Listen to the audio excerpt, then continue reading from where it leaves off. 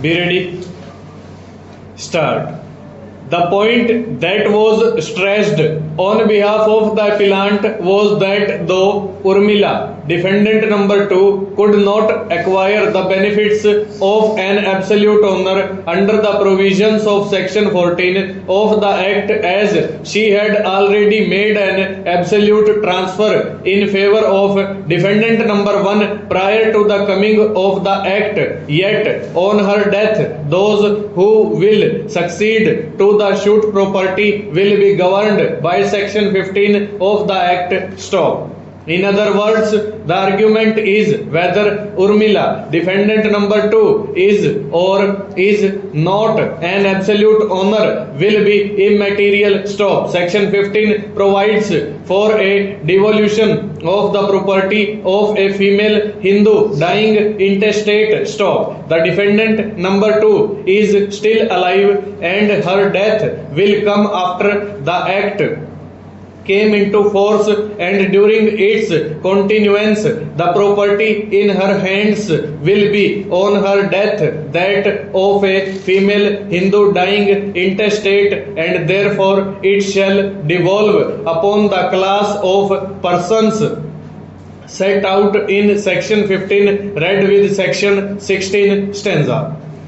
There is no doubt that the Act is applicable to all deaths occurring after the commencement of the Act of all female Hindus having properties as full owners. Stop. The question in controversy is whether it would also be applicable to a female Hindu having property as limited owner. Stop. Learned counsel's reasons are that there is nothing in section 15 to indicate that any particular kind of property in possession of a female Hindu was to be excluded from the operation of the Act, and therefore all kinds of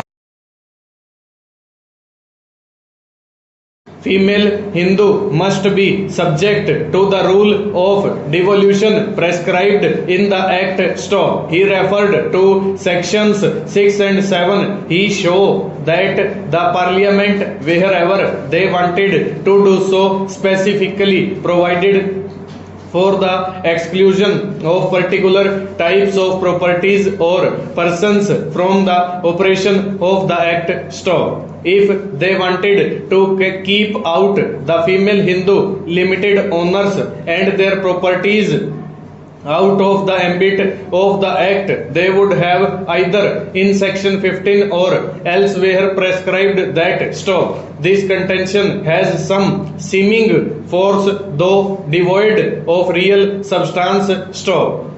Sections 6 and 7 deal with some kind of interest in the property in one case and in the other of some other different kinds. Stop. Section 8 or 15 deals with the property actually held by a male or female Hindu. Stop. Section 8, which lays down the general rule of succession in the case of a male Hindu, does not contain any words to indicate that the general rules were subject to the exceptions provided under sections 6 and 7. Stop. The reason is obvious. Full stop. Over.